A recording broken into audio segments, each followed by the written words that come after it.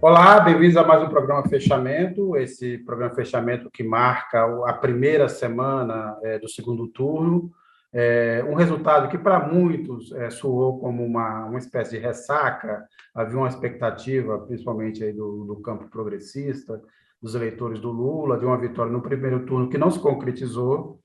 O Bolsonaro acabou tendo uma votação, como a gente sabe, a essa altura, bem mais expressiva do que as pesquisas indicavam, e a gente teve essa avalanche de bolsonaristas com posições, quer dizer, ganhando eleições muito importantes e muito marcantes, principalmente no Senado e alguns deputados. E a gente começou essa semana, então, com o campo lulista se reorganizando para essa batalha. O Lula, logo na noite do domingo, disse que se trata apenas de uma prorrogação, que o jogo está sendo jogado, ainda continua muito confiante, e o Bolsonaro saiu, obviamente, com fôlego extra dessa disputa, já que havia aquele clima todo de uma vitória no primeiro turno.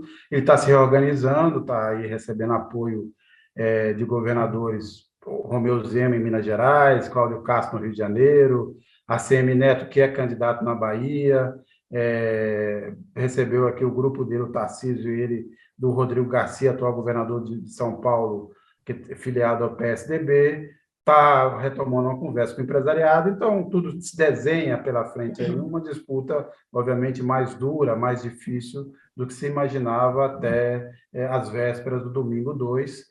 Para a gente discutir isso aqui, que caminhos teremos aí pela frente no segundo turno, e quem nessa primeira semana, o que cada um jogou e o que cada um dos dois candidatos escolheu nesses primeiros dias pós primeiro turno, que a gente vai discutir hoje aqui. A gente tem dois convidados aqui que nos honra muito a presença, e eu vou cumprimentá-los antes de tudo. Primeiro, o professor Boaventura Souza Santos, sociólogo, que obviamente nos aceitou participar desse programa aqui já não é muito cedo em Coimbra, né, nem em Portugal, professor. Então, primeiro, antes de tudo, muito boa noite e muito obrigado por aceitar o nosso convite. Um gosto enorme estar convosco.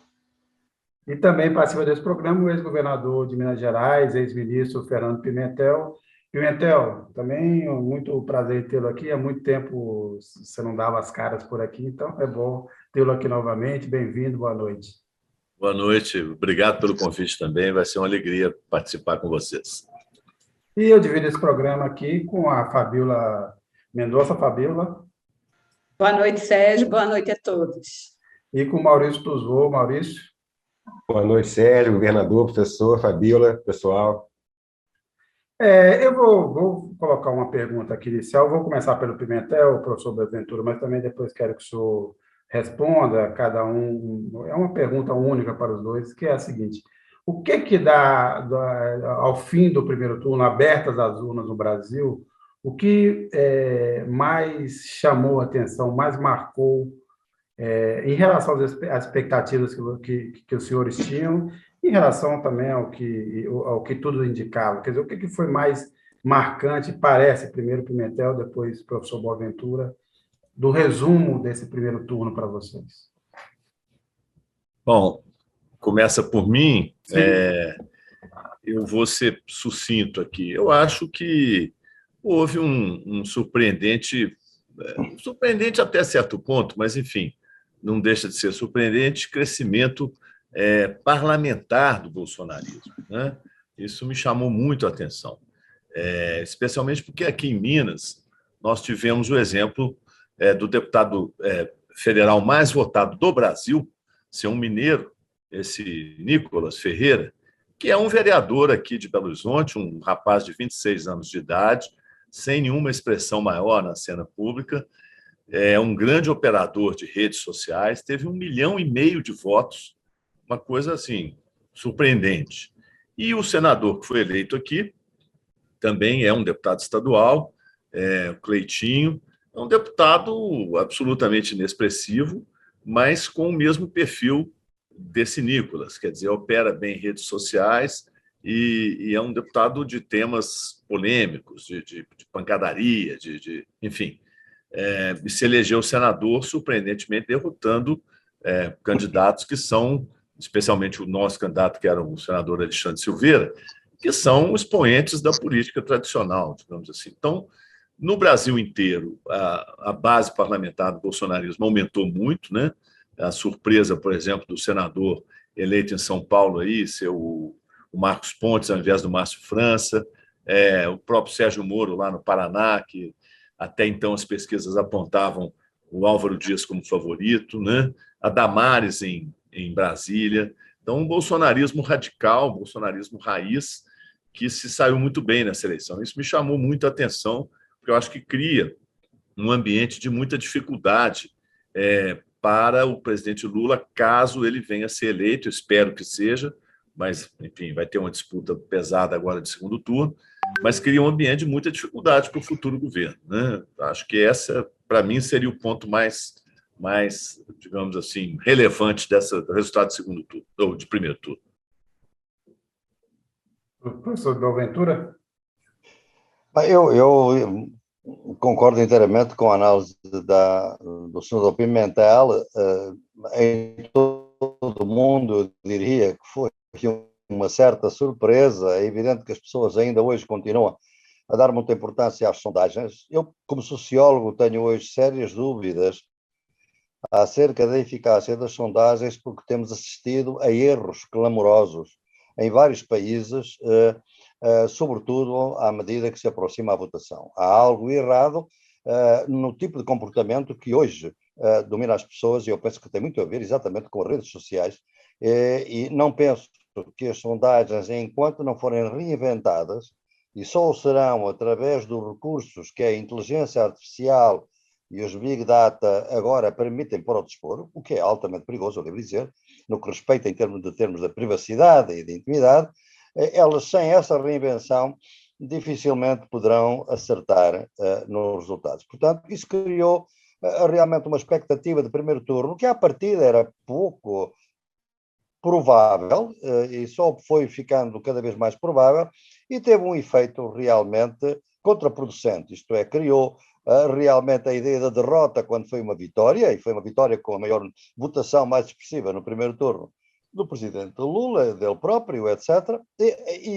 Mas foi, aparentemente, algo menos que uma vitória incondicional, e da parte de Bolsonaro, obviamente, foi um ânimo extraordinário para ele, exatamente por as eleições, as pessoas eleitas. E realmente é preocupante, porque parece que no Brasil, e isso é a questão da democracia, que talvez mais tarde venhamos a ver e a discutir, é que parece que se pode governar impunemente no Brasil, pelo menos a direita governa impunemente, porque vários ministros que tiveram um comportamento absolutamente desastroso nos direitos humanos, na questão ambiental, na questão da pandemia, foram eleitos na questão da ciência, quer dizer, foram eleitos facilmente apenas porque eram apoiados por Bolsonaro. Portanto, há aqui uma suspensão política que não tem a ver com a realidade do que está a passar no Brasil, ou então as análises que nós estamos habituados a fazer, elas sim é que têm que ser reinventadas, porque os brasileiros e as brasileiras no país profundo estão a pensar e a agir de modos que a classe política ainda não entendeu. Eu queria fazer uma pergunta para o professor Boaventura. Inicialmente, boa noite, professor. É um prazer participar dessa entrevista com o senhor que é uma referência para minhas pesquisas acadêmicas e reflexões políticas. E eu queria resgatar aqui uma passagem sua pelo Brasil no final de 2019, no final do primeiro ano do governo Bolsonaro, e numa vinda sua a Pernambuco, de onde eu falo agora, o senhor disse na ocasião que a esquerda não deveria deixar para se unir quando for tarde demais, quando os fascistas tiverem dominado totalmente o poder. O senhor disse também que nenhum partido de esquerda brasileiro, hoje ou no futuro, se quiser renovar a política, deve se aliar a partidos que tiveram ao lado do que chamou do maior escândalo no processo de impeachment da história moderna, se referindo ao impeachment da presidenta Dilma, né? E disse que, se isso acontecesse, a esquerda correria o risco de perder a alma. Só que, no Brasil da atualidade, né, as forças fascistas e ultraconservadoras avançaram de uma forma muito acelerada, né, e foi preciso, né, as forças progressistas se aliarem a alguns atores, né, desse momento do golpe de 2016. Eu queria lhe ouvir em relação a isso, eu queria saber como é que o senhor enxerga esse tipo de aliança, E considerando que essa frente ampla possa sair vitoriosa nas urnas, né, como garantir que uma agenda de esquerda, no eventual governo Lula, ela de fato ela se realize, né, apesar das forças conservadoras que estarão também no governo eleito? Muito obrigado, Fabíola. Eu realmente hoje em dia tenho muito medo das minhas previsões, sobretudo porque eu costumo dizer que os sociólogos são bons a prever o passado, não são bons a prever o futuro, mas a verdade é que eu por vezes acerto e fico preocupado, não é? Porque nessa altura também, ainda bem que se recorda, eu também disse que as esquerdas tinham deixado de saber falar com as periferias do Brasil, porque saíram das periferias e são os pastores evangélicos e outros que sabem falar com elas, não é? E eu lembro muito de conversas com pessoas da periferia no Brasil que me deram exatamente essa ideia. Bem, eu realmente, quando o presidente Lula saiu da prisão, e eu fui um dos poucos intelectuais estrangeiros que eu fui visitar a Curitiba, eu disse, presidente, o senhor realmente fez tudo o possível no Brasil para criar uma aliança, digamos, entre forças de esquerda e de direita, que muitos consideram uma aliança de classes, para poder governar o Brasil com grande consenso, e a verdade é que isso fracassou. Uma vez que isto fracassou, eu neste momento acho que o senhor é a pessoa ideal para unir as esquerdas, porque estão totalmente fraturadas, e o centro-esquerda, e, portanto, era preciso uni-los. E na altura o presidente Lula disse-me que sim, que era obviamente isso que tencionava fazer. Ora bem, não aconteceu isso. E não aconteceu isso não é porque ele tenha deixado de pensar o que pensava, foi que realmente a degradação política foi de tal ordem por Bolsonaro que ninguém imaginava que se fosse tão longe, tão fundo em tão pouco tempo. Obviamente que a certa altura pôs-se a questão, como dizia o senador Pimenta, era a questão de democracia ou ditadura. Chamem-lhe autocracia, chamem-lhe o que quiserem. Mas ela já está demasiado empobrecida no Brasil, com o discurso do ódio, com as polarizações, com a violência nas ruas, com a intimidação dos ativistas, e, portanto, daí foi a necessidade de uma aliança. O que é que isto quer dizer? Vai ser, se Lula ganhar, como esperamos que possa ganhar, e é isso que queremos. Eu, pessoalmente, é isso também que quero, e muita gente no Brasil, a maioria, obviamente, no Brasil, não será certamente um Pepe Mujica no seu último mandato, não será. E era muita gente que esperava que ele pudesse fazer algumas coisas. Lembram-se do Pepe Mujica, a descriminalização do aborto, o uso recreativo da maconha, são coisas que levou o Uruguai para muito mais adiante. Bem, isso não vai suceder. Isso não vai suceder. E eu penso que as pautas morais, sobretudo, vão estar sob a vigilância muito apertada dos pastores evangélicos, das alas fundamentalistas evangélicas, e naturalmente que o presidente Lula, para assegurar a governabilidade, vai ter que o fazer. Por outro lado, ele vai ter um Senado hostil, que eventualmente vai procurar o impeachment de alguns ministros do STF e vai impedir, eventualmente, também que aqueles que o nomeiam possam ser efetivamente confirmados. Ele próprio pode ser vítima de tentativas de impeachment. Ou seja, a degradação do Congresso é de tal ordem, embora haja gente muito interessante, quer em termos de lideranças populares carismáticas, como o meu querido amigo Guilherme Boulos, quer como as sexualidades, a Erika Hilton, a Duda Salabert, etc. Coisas interessantes que estão a surgir no Brasil, mas realmente a esmagadora maioria é um Congresso ainda mais conservador do que aquele que tínhamos, e já era muito conservador. Daí a minha preocupação. Vai ser muito difícil para Lula da Silva. Eu vou fazer uma pergunta para o governador Pimentel, mas o professor Boaventura pode comentar, se quiser, também em seguida, que é o seguinte.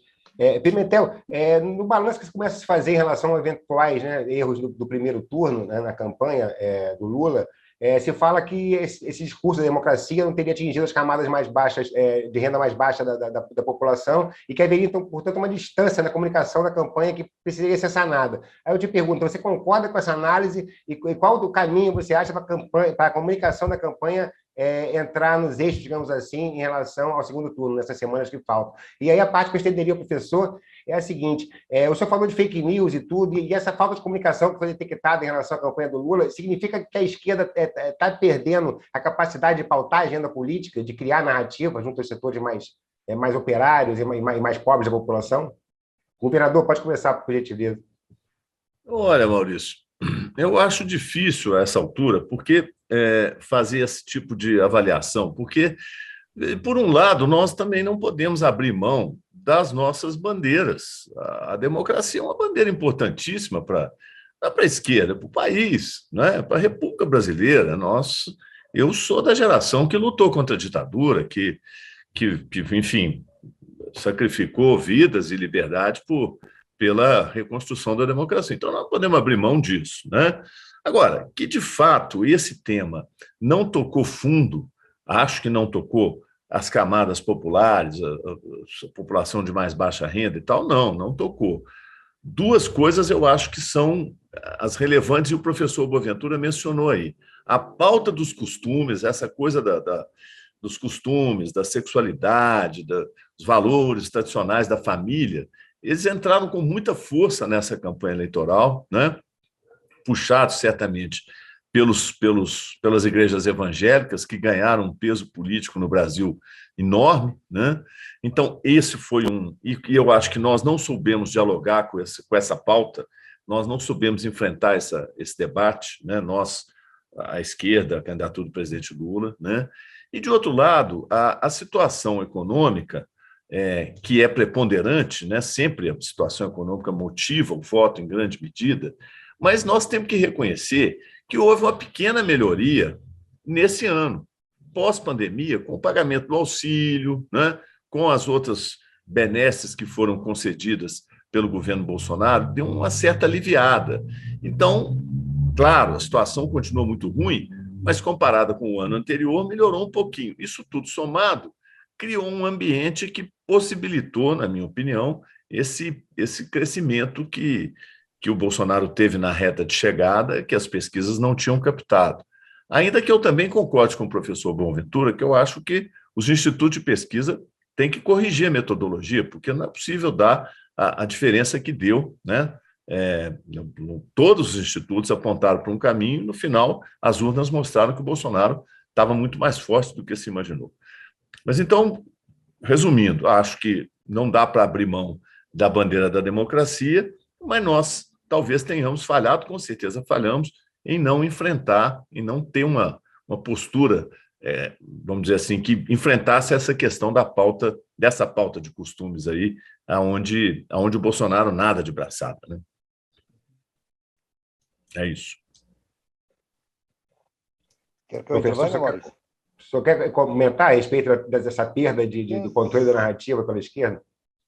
Não, eu gostava de dizer, sobretudo, uma coisa, que os brasileiros, obviamente o Brasil é um país tão grande, que os brasileiros normalmente têm a ideia de que tudo o que acontece no Brasil está autocontido. Mas não está autocontido. Hoje há forças internacionais que estão a olhar para o Brasil com muita atenção. E as que olham com mais atenção é a extrema-direita global. Fundamentalmente porque o Brasil é o último país grande que tem, depois da Índia, de alguma maneira, mas ainda é muito longe, para a extrema-direita global, que nasce e que está centrada nos Estados Unidos e agora com já grande força na Europa, e que está a ganhar na Europa, da Itália, da Suécia, etc., estão com muita atenção ao Brasil e não querem abrir mão do Brasil. Portanto, eles vão jogar forte no segundo turno. Eu tenho dito que o segundo turno são as primeiras primárias das eleições dos Estados Unidos de 2024. Porque eles sabem que neste momento temos uma situação contraditória, que o Trump depende mais do Bolsonaro que o Bolsonaro do Trump. Esta é uma situação que é muito difícil de fazer aqui no Brasil, dada a vossa dimensão. Portanto, eu fui consultor, para só lhes dar um exemplo, eu fui consultor da Constituição, do projeto de Constituição do Chile, e assisti ao modo como foi derrotado este projeto. E este projeto foi a extrema-direita global, sobretudo o chamado Atlas Network, ou a Rede Atlas, que é financiada pelos irmãos Koch dos Estados Unidos e que tem realmente 16 institutos parceiros no Brasil, em vários estados, exatamente nos estados onde o Bolsonaro teve mais votação e que estão na rua, que estão nas redes, nas ruas digitais e também nas redes físicas. E, portanto, eles vão fazer, eu posso lhe antecipar o que é que vai surgir nas redes sociais, porque foi o que surgiu no Chile. Há variações, por exemplo, a questão dos imigrantes, que foi muito forte no Chile, pode não ser muito forte no Brasil, embora no norte, com a Venezuela, etc., são capazes ainda de levantar essa questão, as questões da família e as questões da propriedade. Portanto, vão-nos roubar a nossa casa, vão-nos roubar a nossa pensão, ele, não sei, vai fechar escolas. Quer dizer, toda esta ideia que se cria e que são mensagens. O Bolsonaro, no seu comportamento, é um comportamento de redes sociais. Ele fala exatamente por formulações simples para questões complexas. Ele dá formulações simples que entram diretamente. Portanto, ele é uma reprodução, uma metáfora, digamos assim, da lógica das redes sociais, daí o seu êxito. Portanto, para um Brasil que está a deixar de ser católico, temos que ver isso, está a deixar de ser católico, cada vez mais evangélico, e cada vez mais de uma religião politizada, que é um projeto político que vem desde 1969, com o relatório Rockefeller, da resposta conservadora religiosa contra a teologia da libertação, que teve, aliás, o apoio do Papa João Paulo II, um Papa muito anticomunista, e que viu na teologia da libertação um fator de insurreição. Tudo isto realmente está a jogar muito. E eu não estou a ver, veja, eu quando vi o Chile, realmente a esquerda, os progressistas chilenos, prepararam-se muito bem para enfrentar as redes sociais e as fake news.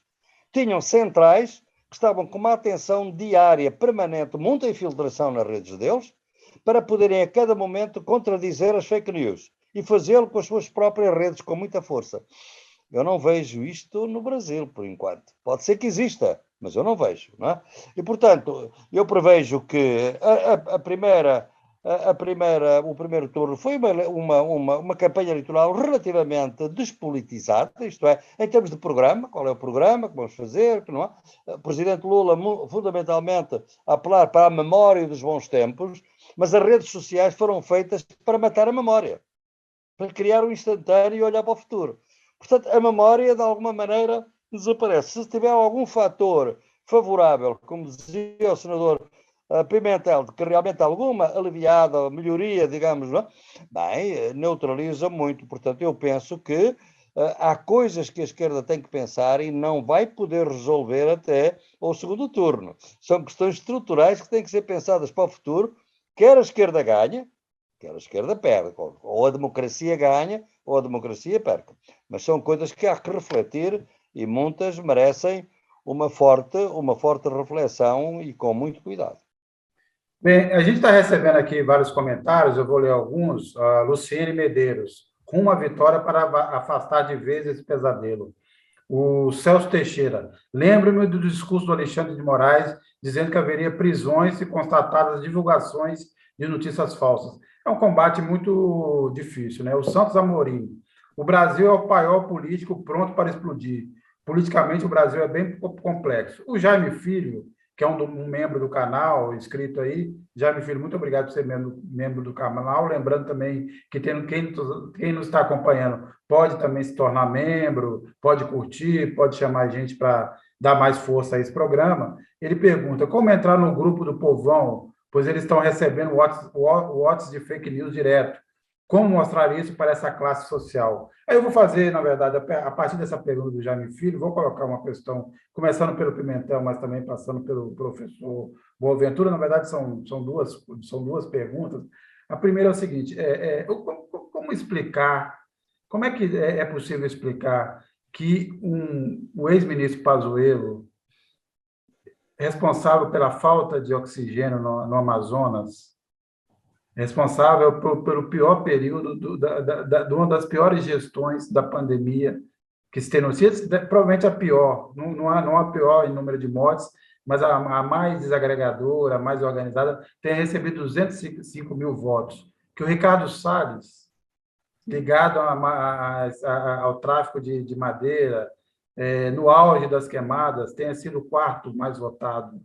Como é que o Omar Aziz, que foi um herói na CPI da pandemia, quase perdeu, por pouco não perdeu a vaga do Senado, no Amazonas, que tem a capital Manaus, onde as pessoas morreram por falta de essa é a primeira pergunta. A segunda pergunta, pegando uma questão que o professor Boaventura colocou no início, é o seguinte, por que o Instituto de Pesquisa e mesmo as análises políticas não conseguem mais captar esse, vamos dizer assim, esse voto silencioso, esse comportamento silencioso, que tem muito a ver com realmente esse crescimento da extrema-direita. E vamos pensar, o Fratelli d'Italia teve mais votos do que as pesquisas estavam mostrando.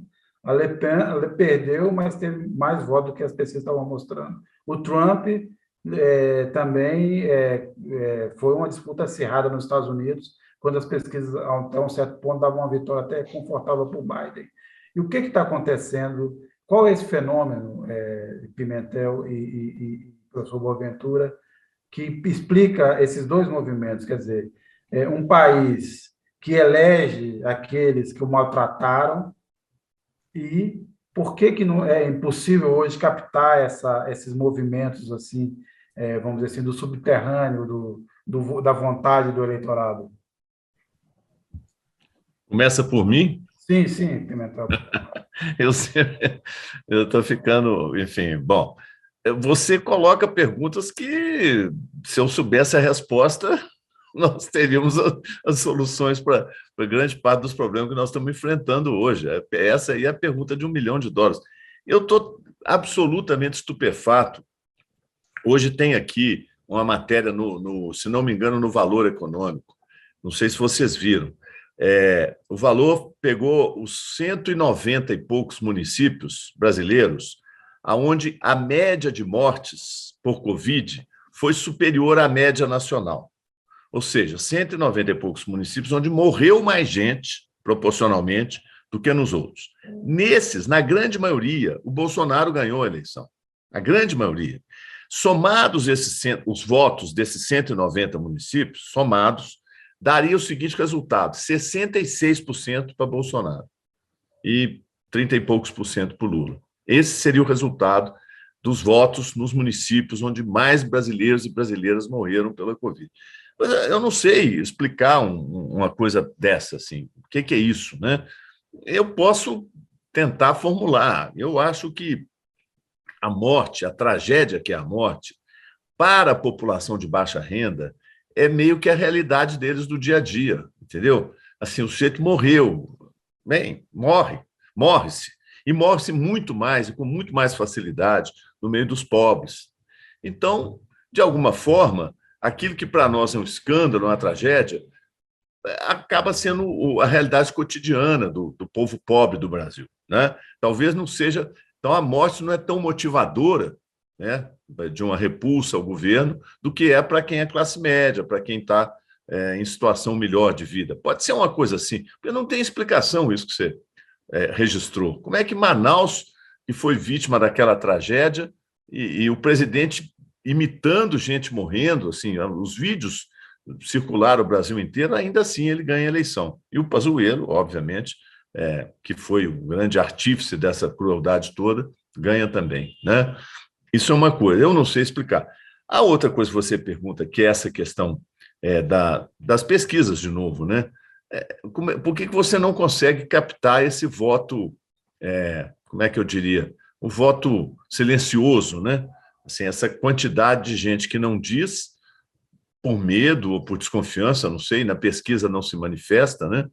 Eu achava que o voto silencioso no Brasil ia ser muito mais do Lula do que do Bolsonaro, porque dado o clima de agressividade, de violência explícita, né, do bolsonarismo na campanha eleitoral, pode ser que boa parte dos lulistas tenham se contido na hora de responder uma pergunta de pesquisador com medo de alguma consequência. Mas não, parece que o voto silencioso era mais do Bolsonaro do que do Lula. Também não tem uma explicação para isso, né? Tem um fenômeno sociológico em curso no Brasil, e eu acho que no mundo inteiro, um crescimento da direita muito forte, né?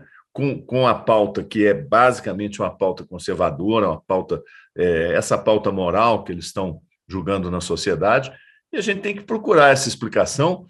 Aí eu acho que é um outro debate na nova formação do capitalismo, né? O capitalismo mudou muito, né? Não existe mais o trabalho assalariado como havia antes, né? Hoje todo mundo é empreendedor, né? Digamos assim. O sujeito é um motociclista fazendo entrega, mas é um empreendedor, não tem um patrão visível, né? Enfim, mas aí é outro debate. Eu realmente não sei explicar como é que uma tragédia como foi a Covid não motivou rejeição ao Bolsonaro na proporção que a gente imaginava que ia ter. Eu concordo com o seu desenvolvimento. É muito difícil explicar. Nós podemos tentar, de alguma maneira, dar um contributo, começar a dar sentido, porque é urgente dar sentido a esta falta de sentido. Eu penso que é típico de um ciclo conservador que a democracia, que é aquilo que eu tenho muitas vezes dito, corre o risco de morrer democraticamente. A democracia morre democraticamente se continuar a eleger antidemocratas. E ela está a eleger, e não é só no Brasil, o Boris Johnson, o Trump, o Orbán, o Narendra Modi e por aí vai, não é? Portanto, esse perigo existe. Como é que isso é possível? Porque há uma desconexão completa entre a classe política organizada e os países profundos, digamos assim. O país profundo não se relaciona mais com a classe política. Tem outras formas de agir e de se comportar.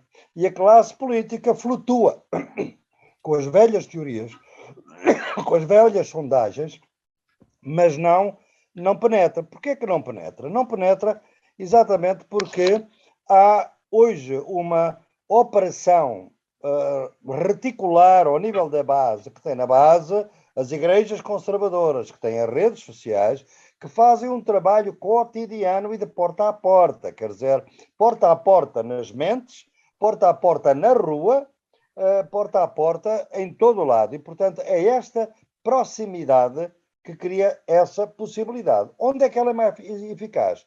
É eficaz nas sociedades que têm um fundo racista. Isto é, o desprezo pelo humano, por aqueles que têm uma cor de pele mais escura, aqueles que são mais pobres. Há muito racismo no Brasil, como sabem, não é? E, portanto, são vidas desvalorizadas, que o grande problema é que os próprios sentem a sua vida desvalorizada. É esse fatalismo, aquela coisa que o Bolsonaro chegou a dizer, os brasileiros tomam banho na lama e no meio do esgoto e não lhes acontece nada. Quer dizer, é o desprezo total pelo humano, mas é assim que as pessoas se veem, porque os políticos sempre os trataram assim, mais ou menos. Portanto, de alguma maneira, eu penso que há uma desconexão muito grande entre a política oficial e a política profunda do Brasil. É outros mecanismos que estão a ocorrer que não passam pela democracia, por os procedimentos formais da democracia.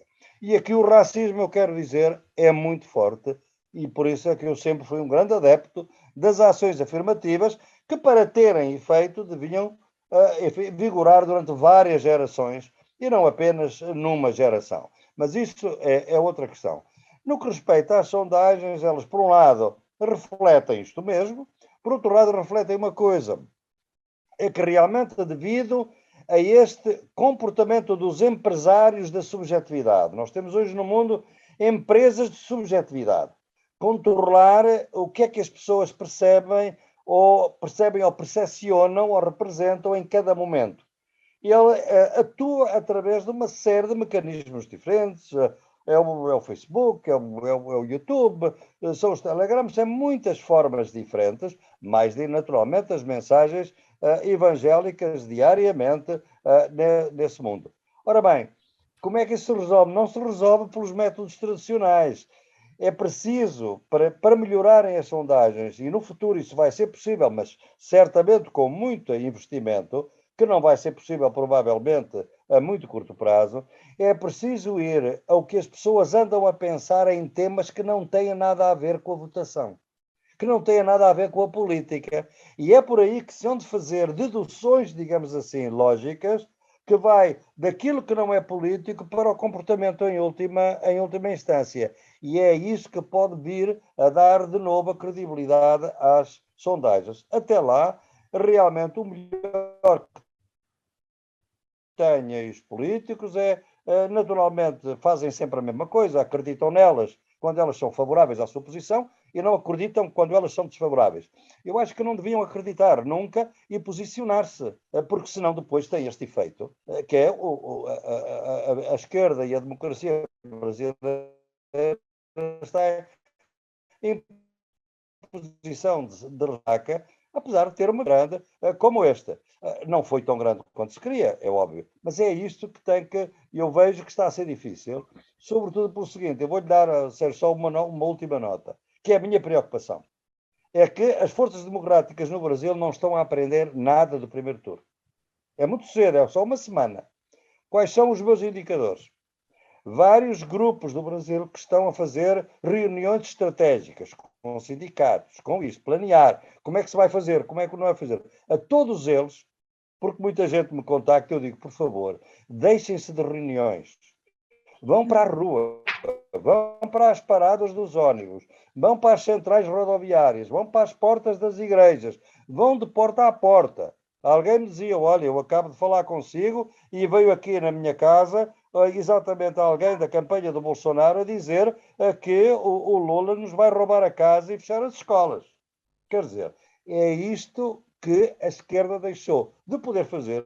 O PT, nos seus tempos áureos, tinha esta capilaridade nos bairros populares e nas favelas, não tem hoje, de facto não tem hoje, e, em meu entender, não tem, e não fez, desde que ganhou o poder, pensou que o poder era irreversível, e deixou de ter as suas células. Muitos se lembram da fundação, como é que funcionava o partido, com uma grande vivacidade. É isto que me preocupa e vai ser difícil recuperar. Eu espero bem que ainda se consiga, mas é uma luta, agora corpo a corpo, e vai ser todos os dias, a toda a hora, e não é em reuniões. Isto aqui faz bem, a gente, então eu aqui não posso fazer mais nada, mas, por favor, é na rua, que isto se vai resolver nas casas, na família, é assim, não pode ser de outra maneira. Explicar que não é aquilo que estão a dizer, não é assim, não vai fazer isto, não vai combater as fake news. É fundamental, porque vai haver uma multidão enorme, meu caro. Vai ser uma avalanche neste tempo. É a minha previsão. Eu queria pegar uma carona aí com o professor Boaventura e fazer uma pergunta ao governador Pimentel, porque tem tudo a ver com essa fala final do professor. Numa entrevista que o linguista Noam Chomsky falou para a CNN, ele cita exatamente isso, que na primeira reunião do presidente Lula, após o primeiro turno, é dentro de uma universidade. Não que que não seja importante, claro que é, né? Mas, como já foi dito aqui, a questão da democracia, o debate da democracia, parece algo muito abstrato, né, para as pessoas que estão passando fome, que estão sem emprego, que estão no subemprego, né? E o linguista ele chega a dizer que o PT ele não se organizou enquanto movimento de base, né? Não diz, né? As pessoas não sabem, né, que tiveram uma vida melhorada por conta do governo PT. Acreditam à sorte, a Deus, à religião, porque foi naquele período, né, que as religiões utilizavam o tempo, né, bom do governo, que as pessoas melhoraram de vida, para dizer que era algo que era Deus que estava dando aquela melhoria na vida. Então, eu queria saber, governador, como o PT, o que é que está faltando para o PT dialogar com essa pluralidade, né, com esse amplo, com a sociedade de uma maneira geral, atingindo, inclusive, essas pessoas mais pobres que não estão, né, entre os setores mais intelectualizados, né, porque o PT tem feito muitas atividades culturais, que é importante, mas não chega no povão. Isso daí não chega, né, no voto do eleitor mais pobre. Eu queria saber o que é que está faltando para o PT dialogar com essas pessoas. Olha, Fabiola, bom, eu acho primeiro que o que está acontecendo tem uma mudança sociológica importantíssima em curso no mundo inteiro. E eu acho que os partidos de esquerda, de maneira geral, estão com imensa dificuldade de se reposicionarem. Não é só no Brasil. A direita está avançando no mundo inteiro e eu percebo que a direita está avançando mais ou menos com a mesma estratégia, com a mesma pauta. Eu vou tentar sintetizar o que eu penso, e eu acho que aqui, se eu tiver errado, o professor vai me corrigir. Ele, sim, é especialista nisso que eu vou falar, mas, enfim, eu tenho que tentar achar, como diz o professor, dar uma lógica numa coisa que não tem lógica. O que é o pano de fundo na minha concepção? Os partidos de esquerda, e o PT, um grande exemplo dele, foram organizados no século XX com a cabeça do capitalismo que havia então, que é um capitalismo basicamente de trabalhadores assalariados, que você tem um patrão definido, tem uma empresa, carteira assinada, emprego formal e tal. Isso mudou radicalmente. Hoje o trabalho assalariado é absolutamente minoritário no tecido social, não só no Brasil, no mundo inteiro. Qual é o trabalho que você tem? O trabalho autônomo, em que o cidadão, a pessoa, ela está trabalhando para alguém que é um aplicativo, é o Uber, é o motoboy, é o sujeito que... Outro dia eu fiquei sabendo disso, eu não sabia. O call center, todo mundo sabe o que é, não sei se vocês sabem disso, hoje não existe mais. As pessoas trabalham na casa delas. Tem uma centralzinha telefônica que distribui os chamados para a casa da pessoa. Então, ele é um autônomo, ele está na casa dele, ele é como se ele trabalhasse para si mesmo, entendeu? Bom, o que isso significa? Significa que você não se sindicaliza, que você não tem movimentos coletivos como havia no passado, em função das reivindicações, das condições de trabalho. Então, a nossa base política, a partir daquele modo de produção capitalista anterior, desapareceu, não é mais assim. E nós não temos lidado, não tem como lidar com isso, nós não sabemos lidar com isso. A forma de lidar é essa aqui, ó, é o telefone celular. É aqui que os pastores, as igrejas, esse fenômeno de 1,5 milhão de votos, um jovem de 26 anos, que tinha sido eleito vereador há 2 anos atrás, com 20 mil votos, é isso aqui. Bom, e nisso nós estamos em absurda desvantagem, né? Como é que vai corrigir isso? Eu acho que não corrige fazendo reunião dentro de universidade, claro. Mas também não corrige fazendo reunião nas associações comunitárias, porque elas perderam demasiadamente a força. Reunião em si, reunião física, e depois da pandemia, então, dissolveu completamente. As pessoas conversam pelo WhatsApp, conversam pelo telefone. E nós não temos essa... Entendeu? Nós somos acostumados a conversar entre nós, reunir, né? Não usa mais fazer reunião. Eu fiz campanha agora e eu fazia as plenárias e só tinha gente de 40 anos de idade ou mais. O jovem não vai, simplesmente não vai. Esse é um grave problema, esse é um dos maiores problemas que nós temos, né? Que é como é que nós vamos entrar lá. Eu realmente não sei, eu estou só chamando a atenção para o fato de que não é, vamos dizer assim, não é, o PT não está sabendo fazer. Ninguém está sabendo fazer, a verdade é essa. A direita está sabendo. Ela foi na onda, nessa onda nova aí, está conseguindo aproveitar. Eu agora não vai dar tempo, o segundo turno é 20 dias, daqui a 20 e poucos dias, então não dá tempo de corrigir. Nós vamos ter que investir com a força e os recursos possíveis num formato mais ou menos tradicional e tentar o máximo possível usar aquilo que nós temos de rede social, que é muito inferior ao que a direita tem. E acreditar que a liderança do Lula, que é incontestável, consiga sobrepujar essa onda que está vindo bolsonarista. Eu acredito que o Lula vai ganhar no segundo turno, talvez com a diferença, certamente com a diferença menor, vai ser um pouco mais apertado, mas nós tivemos 6 milhões de votos a mais do que o Bolsonaro no primeiro turno. Eu acho que dificilmente você reverte 6 milhões de votos em 20 dias. Vai diminuir um pouco a diferença, mas nós vamos ganhar. Não é esse o problema. O problema de fundo é que isso que a Fabíola falou, e ela tem razão, o nosso método de fazer política está defasado, está ultrapassado, tornou-se obsoleto. Se eu falei alguma incorreção, professor Boaventura, o senhor pode me corrigir, eu ficarei muito satisfeito de ouvi-lo. Não, senador, eu não tenho nada a corrigir, pelo contrário, eu concordo consigo, obviamente, mas só faria 2 ou 3 notas. Eu acho que, de facto, quando a gente olha para a América Latina hoje, está certo, é o ciclo conservador, é um ciclo global, esse ciclo vai continuar mesmo que Lula ganhe, a dinâmica espera-se, mas obviamente há uma eleição de Lula e depois um bolsonarismo na base, e portanto vai haver uma grande desconexão entre as duas coisas, pode transformar o ciclo, mas estamos num ciclo global conservador, não tem dúvida nenhuma. Agora, quando a gente vê, digamos assim, as rupturas ou as interrupções mais dramáticas, foi recentemente no Chile e foi na Colômbia. Eu acompanhei ambas, até porque sou amigo das pessoas que foram eleitas, e dá muito tempo, não é? Quem são eles?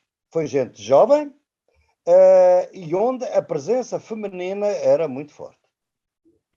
Portanto, eram agendas feministas, no caso do Gustavo Petro, grandes agendas ecológicas que mobilizam os jovens, uma mulher negra, a segunda vez, a primeira foi a vice-presidente na Costa Rica e agora a vice-presidente Francia Marques. As fotografias que a gente viu ao longo da campanha com o Lula, sobretudo nas reuniões, são homens de 50 para cima, todos brancos, não há cor negra, não há mulheres, e as mulheres que têm, vê-se pelo seu perfil, que é a classe média e alta. Ora bem, isso não funciona. Quer dizer, porque exatamente, a senadora, é isso, o senhor tem toda a razão. O PT foi criado nessa base da imagem de um trabalho assalariado por um trabalhador assalariado que era o Lula, digamos assim. Portanto, ele era a imagem direta exatamente disso, tal e qual como o Bolsonaro agora é, a imagem direta de uma população que vive num mundo completamente diferente. Agora, que ele se podia ter adaptado um pouquinho melhor, eu não tenho dúvidas, podia-se ter adaptado um bocadinho melhor, porque eu vejo que outros partidos, no outro caso, fizeram realmente uma tentativa de alianças por cima, com as direitas golpistas, que foram aqueles que, no fundo, soltaram a fera, não é verdade? Para salvar a democracia, não acaba por não dar entusiasmo nem aos jovens, nem às pessoas, nem as mulheres se veem. Então, nós tivemos uma candidata de direita que conseguiu fazer uma bandeira da agenda feminista, o que é, em meu entender, perigoso, em meu entender, sobretudo para a esquerda, não ter sabido captar essa agenda, porque foi essa a grande energia no Chile. As mulheres é que aprovaram o projeto, não é? Claro que agora não conseguiram. Houve realmente uma grande jogada da extrema-direita global, e vale a verdade, havia uma ou outra coisa no projeto constitucional que não foi corrigida e podia ter sido corrigida. Bem, mas agora acabou, já é histórias passadas. Portanto, eu penso que são esses dois grupos populacionais que ainda estão a dar em vários países alguma energia e alguma veracidade às eleições, os jovens e as mulheres. A tua direita o que é que faz? Sempre que pode, apropria-se dessa bandeira. Não é? A Meloni, na Itália, uma mulher jovem, feminista, Marine Le Pen, eles aproveitam, obviamente. E os líderes deles são os líderes jovens, tendem a ser jovens na Suécia, obviamente. O próprio Abascal, no Vox, aqui em Portugal, o Ventura, são gente dos 40 a entrar nos 50 e alguns até abaixo disso. Quer dizer, bem, o Lula tem 76 anos, quer dizer, é realmente ou 77 anos.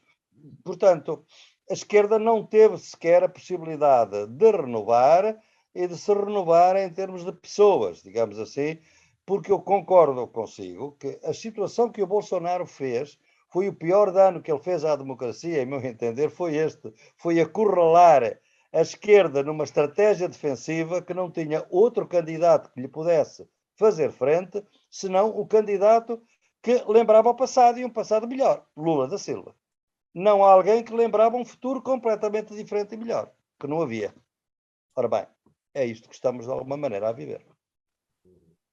Professor, no começo do século, 20 anos atrás, nós vivemos uma espécie de primavera, para a esquerda aqui na América do Sul, tivemos a eleição, não somente a eleição do Lula, como o Néstor Kirchner na Argentina, Evo na Bolívia, Rafael Correa, perdão, no Equador, Fernando Lugo no Paraguai, no Uruguai, Tabaré e Mujica. Enfim, foi um contexto específico. Depois o pêndulo oscilou para a direita e agora, o senhor citou o exemplo recente aí dessas grandes vitórias da esquerda que foram com Boric no Chile e com Petro na Colômbia. E eu pergunto, qual a diferença daquela época para a atual, para esse governo de esquerda? O senhor falou que a gente vive um momento de avanço conservador no mundo, quer dizer, é uma conjuntura internacional diferente daquela. Como esses governos de esquerda farão para sobreviver, digamos assim, para colocar suas agendas nesse atual contexto. E aí uma segunda pergunta, professor. Em caso de vitória, de eventual vitória do Bolsonaro, esse laboratório trampista vai ter vencido aqui na América do Sul. Como vai se dar essa resistência a esse governo de esquerda partindo da direita norte-americana, na sua visão? Bem, começando por essa segunda pergunta, é evidente que é um desastre e uma dificuldade adicional, porque eu penso que estes governos mais progressistas na América Latina não têm qualquer possibilidade de sobreviver nas condições atuais, devido à degradação a que o neoliberalismo conduziu as sociedades, e sozinhos. Têm que ter alianças e têm que ter colaboração. Veja como o Boris caiu nas sondagens de uma maneira abrupta. Não foi nos primeiros 100 dias, foi nos primeiros 3 meses, 2 meses já estava em baixo. Não é? O nível de frustração dos líderes que são contra a corrente é muito baixo e, portanto, entram em frustração rapidamente. O Gustavo Petro até agora está-se a aguentar, mas também foi há muito pouco tempo, não é? Portanto, de facto, eles precisam de se unir. Não há um Hugo Chávez, obviamente, para os unir. Não há um Fidel Castro para os unir, não é? Lula da Silva, no seu primeiro mandato, teve uma posição de alguma maneira de distância em relação às alianças regionais, porque o Brasil se posicionava como uma grande potência. Eram os BRICS. Era uma potência, digamos assim, transcontinental, com os BRICS, e não uma potência regional que interessava. Essa aí não me interessava muito, e também ter uma atitude mais ou menos cordial com os Estados Unidos, não é? Bem, neste momento não sabemos o que vai ser. Uma coisa curiosa é isto, é um facto novo. Os Estados Unidos, pela primeira vez, apoiam a democracia na América Latina sem mais. Eu devo dizer, eu vivo há 35 anos, parte do meu ano, nos Estados Unidos. Sempre apoiaram os lugares errados do ponto de vista democrático. Neste momento apoiam. Porquê? Por razões internas. Tal e qual como fazem a guerra da Ucrânia, tal e qual como fazem... É razões internas. É que apoiar o Bolsonaro é apoiar o Trump. E eles não querem apoiar o Trump. Só isso, mais nada. Agora, quando se der a eleição no dia seguinte, vão ver as consequências. Aí os Estados Unidos vêm dizer. Não reversão das privatizações, de maneira nenhuma, acesso aos recursos naturais e, sobretudo, não ter relações privilegiadas com a China. Basicamente é isso.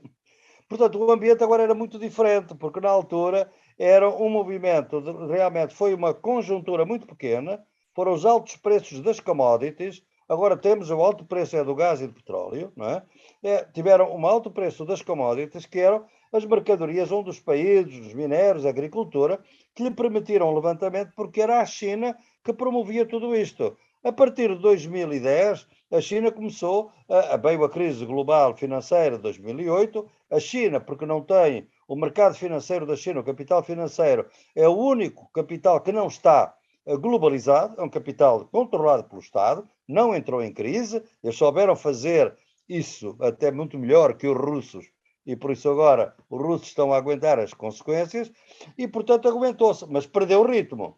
No momento em que perdeu o ritmo, é evidente que os países deixaram de poder fazer o que queriam fazer, que era distribuir a Bolsa Família, sem o Banco Itaú continuar a ganhar as fortunas astronómicas que sempre ganhou. Bem, não alteraram estruturalmente nada, não é? E agora vai ser uma conjuntura muito difícil devido às alianças que têm que se criar para chegar ao poder. Portanto, as coisas mudaram para pior, não é? Compreende? E, portanto, não mudaram para melhor, internacionalmente, de maneira nenhuma. Em 2013, a China era um parceiro dos Estados Unidos. Agora é um rival, não é? Portanto, é uma mudança completamente diferente. Ora, veja o que os Estados Unidos estão a fazer na Europa. Se os Estados Unidos continuarem, a primeira coisa foi liquidar a Alemanha, que era a mais dependente, é a grande potência europeia, muito dependente da China, da Rússia e do gás e do petróleo, tirar-lhe exatamente, era o maior mercado para a China da Alemanha, cortar exatamente isso e, portanto, transformar a Europa num imenso Porto Rico, como eu já tenho dito. Não é uma colónia, mas é um país associado, digamos assim, porque a Europa, desde o século XVI, não tem reserva, não tem recursos naturais, não tem gás, não tem petróleo, não tem nada. Tem que ir buscar. Ia buscá-lo barato à Rússia. Agora vejam o preço que estão a pagar aos Estados Unidos. Portanto, estas são as condições em que a gente está, Maurício. É muito difícil realmente governar democraticamente, a partir de uma política de esquerda, desta forma. E vamos ver o que é que vai acontecer, mas não se pode de maneira nenhuma desistir, há que ir à luta. Agora, há que preparar para uma derrota e que essa derrota seja uma derrota limitada, isto é dentro de um ciclo que, como todos os ciclos, vai acabar. E, portanto, é preparar para o novo ciclo. Que isso tem que ser, como diz o senador, tem que ser completamente diferente. Tem que ser os tais autónomos de que ele fala, são os autoescravos. Nós nunca tivemos tanta escravatura autónoma, autoescravo, não é? E, portanto, as pessoas estão a vender o corpo é a última mercadoria da pessoa. E essa está a ser vendida, obviamente. Até vão para os ginásios, para quê? Para que o seu corpo continue a ter valor de produção. É isto que as pessoas estão a fazer. Portanto, é outro mundo, e não é o outro mundo possível com quem a gente que sonhámos em 2001. É outra coisa muito diferente, não é? O Davi Arcoverde fez uma pergunta aqui, mas eu acho que o professor já respondeu, o professor Boaventura, mas eu vou fazer a pergunta de qualquer forma, só para registro. Esse fenômeno não tem relação, esse fenômeno da dificuldade em perceber a mudança de sociedade, esse fenômeno não tem relação com o proselitismo político de pastores evangélicos comprometidos com o bolsonarismo. Eu acho que ao longo dessa conversa, tanto o Pimentel quanto o Boaventura responderam. Agora, tem uma pergunta aqui, e eu vou fazer, essa é a última pergunta do programa, essa pergunta feita pela Rita Casiraghi, e vale, começando pelo Pimentel e depois o professor Boaventura pode responder. A campanha do segundo turno continua centrada nos feitos do passado. Quando é que a esquerda vai dizer o que planeja fazer se o Lula for eleito? Eu só complemento. É necessário, nesse segundo turno, dizer o que vai se fazer? Pimentel e depois professor Boaventura. Bom, a pergunta é oportuna, mas ela já traz um problema nela mesma, que é o seguinte: inevitavelmente, o primeiro turno tinha que ser feito mesmo em termos de comparação, porque você estava analisando um governo, que é o do Bolsonaro, que, sob todos os sentidos, foi um desastre para a população brasileira, e comparando com o período do Lula, 8 anos de governo que foram extremamente benéficos para o país como um todo e para os pobres em especial. Não tinha como não ser assim, né? Claro, você pode apontar um pouco para o futuro, você tem que apontar agora no segundo turno. Eu acho que alguma coisa tem que ser dita, sim. Tem que apontar, porque o que nós estamos assistindo agora é um desmonte absurdo. Hoje mesmo, a notícia de que mais um corte de verbas orçamentárias para as universidades vão fechar. Ano que vem não tem universidade do jeito que está, eles não vão começar o ano, né? Então, eu acho que isso aí, o presidente Lula vai ter que apontar alguns caminhos com a cautela necessária, porque o mercado está, e você mencionou isso, Sérgio, no início, não sei se nós já estávamos no ar, acho que não, assim, o mercado está com um comichão danado querendo ir para o lado do Bolsonaro, entendeu? Então, precisa ter cautela naquilo que vai ser dito, mas tem que ser dito alguma coisa sim, né? Apontar um caminho, por exemplo, para essa questão do trabalho autônomo, que, como disse de forma muito correta o professor Boaventura, é uma nova escravidão, né? O sujeito não tem horário de trabalho, não tem regra, não tem férias, não tem nada. Ele trabalha e trabalha na casa dele, dia, de noite, de manhã, de madrugada. É um negócio absurdo, né? Então, apontar um caminho também para isso, sabe? Eu acho que nós vamos ter que, pelo menos algumas linhas nesse sentido, vai ter que ser feita agora no segundo turno. Aí agora, bom, eu não posso ir além disso, porque eu também não estou na coordenação da campanha, não estou ali no dia a dia da campanha para dizer que caminho vai ser, mas algum apontamento terá que ser feito. Eu concordo aí com quem fez essa pergunta, essa demanda. Professor Boaventura? Eu acho que não há muito tempo para inovar neste momento. Eu acho que eu iria por coisas que não têm a ver com o que se diz, mas quem o diz e como o diz. Isto é, não é muito importante neste momento os temas, digamos assim.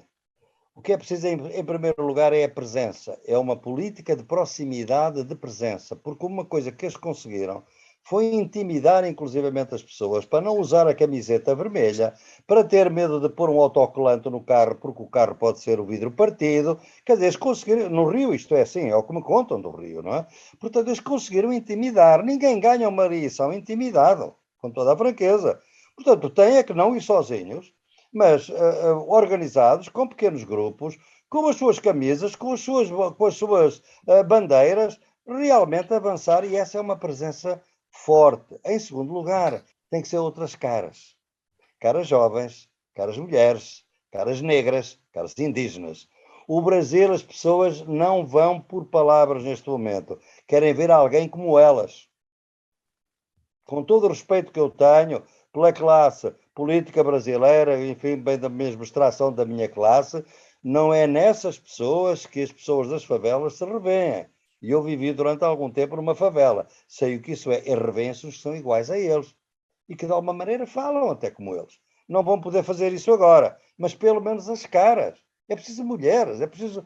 Eu trabalho com tanta mulher negra que está a trabalhar na luta contra os presidiários, por exemplo, em São Paulo. A dona Zilda, uma liderança extraordinária. Essa é uma mulher de esquerda. Vai para a porta porque tem lá o filho preso, a defender os presos. São todos negros, são todos jovens e todos negros. Quem é que toma conta disso? Porque é que a dona Zilda não fala mais, não aparece mais? E aparecem pessoas louras, de olhos azuis, de classe média e alta, francamente. É não estar a pensar que país é que o Brasil é. E é São Paulo, tenho muita culpa, tenho muita desculpa de dizer isto, eu não quero ofender ninguém, mas São Paulo, por todas as razões, é uma má lição e controla demasiado as estruturas dos partidos progressistas neste momento, que, por um lado, são controlados em São Paulo e quem vota neles está no Nordeste, que tem realmente outra cara, que tem outra vida, que tem outra gente que não tem nada a ver com eles. Portanto, como é que é possível? É uma política destinada ao fracasso se não for corrigida, com toda a franqueza. Tudo bem. Bem, eu disse que era a última, mas eu não vou perder a oportunidade aqui, não, já que a gente estava falando tanto dos erros das pesquisas, eu queria que o Pimentel até falou, mas eu vou repetir aqui. Só uma declaração assim, pontual, rápida, tanto do Pimentel quanto do professor Boaventura. Eu vou chamar de data Pimentel e data Boaventura. Data Pimentel. Você acha que o Lula ganha? Você arriscaria até um percentual? E depois eu queria ouvir o data Boaventura. Quem sou eu para arriscar um número? Não, número não. Eu acho que o Lula ganha, vou dizer por quê, vou dar uma razão lógica. Eu acho que dificilmente, numa eleição tão polarizada como foi essa nossa, o primeiro turno dela, né, o Lula apanhou do Bolsonaro, do Ciro, da Tebet, da Soraya, até do padre ele apanhou. Ele foi pintado de todas as piores cores possíveis e teve 6 milhões de votos a mais que o Bolsonaro. Dificilmente o sujeito que votou no Lula no primeiro turno vai votar no Bolsonaro no segundo, porque não tem outra opção. É Lula ou Bolsonaro. Então, ele não vai sair do Lula para o Bolsonaro. Não vai. Então, e também acho que não sai do Bolsonaro para o Lula. Pronto. Então, como é que vai tirar esses 6 milhões de votos? Tem que ser com parcelas do voto que foi Ciro e que foi Tebet. Eu acho que vai ser mais ou menos igual. Um pedaço vai para o Lula, vamos dizer que seja igual, e outro pedaço vai para o Bolsonaro. Se a divisão for igual, os 6 milhões de vantagem vão continuar, tá certo? E trazer gente nova para votar, e que o Bolsonaro está tentando fazer isso. Gente que não votou, que se absteve. Trazer, estimulando a ideia do antipetismo. O PT não pode voltar, não sei o quê, vai tomar sua casa, vai tomar sua poupança. As fake news estão explodindo nas redes sociais com notícias falsas para tentar trazer aquele que não votou, é um eleitor novo, que não foi lá no primeiro turno, e ele viria para votar no Bolsonaro. É só esse recurso possível, porque, sinceramente, eu não acredito que o sujeito que votou no Lula daqui a 20 dias vai votar no Bolsonaro. Numa eleição polarizada como foi, isso não vai acontecer, né? Bem, é a minha opinião. Agora, número não vou arriscar, porque seria muito leviano da minha parte. E o data Boaventura? Não, eu também não arrisco. Eu concordo inteiramente com o senador Pimentel, eu só tenho uma razão de otimismo, que é assim pouco provável que tenham pensado nela. É realmente a baixíssima votação do político, em meu entender, mais perigoso, mais inconsequente do Brasil, que é Ciro Gomes. Realmente um homem que, em meu entender, não mereceu, ao longo da sua carreira, toda a proeminência que teve, e que agora, provavelmente, metade dos seus votantes eventualmente votarão Bolsonaro. É uma tragédia que isto aconteça, e a minha razão de otimismo é que este senhor, que não devia ser, realmente devia fazer outra coisa, que não política, porque aparentemente não sabe fazer política, não tem psicologia para isso, nem sequer sabedoria, muito menos, que realmente, de facto, ele teve uma péssima votação. Muito inferior àquela que ele queria. Porque se ele tivesse tido mais êxito, teria sido mais perigoso. Portanto, o facto de ele ter tido um fracasso é, para mim, uma das razões de mais otimismo para que a tal mudança de que fala o senador realmente não ocorra no sentido inverso, e pelo contrário, é 1,5 milhão, 2 milhões de votos que Bolsonaro, que Lula pode precisar, para a hipótese de perder alguns daqueles que ganhou, mas é uma diferença muito grande e penso que o otimismo está aí, com todas aquelas outras razões que a gente discutiu ao longo desta conversa, claro. Muito bem, lembrando que essa é só a primeira das 3 longas semanas que teremos pela frente. Eu agradeço bastante ao ex-governador Fernando Pimentel, também ao sociólogo Boaventura de Souza Santos. Muito obrigado por participar desse programa. Fabíola, Maurício também, muito obrigado pela companhia, por dividir esse programa aqui. Bem, vocês estão sempre convidados, vamos aqui chamá-los numa outra oportunidade. Boa noite, Pimentel, boa noite, Boaventura. Muito obrigado, até uma próxima.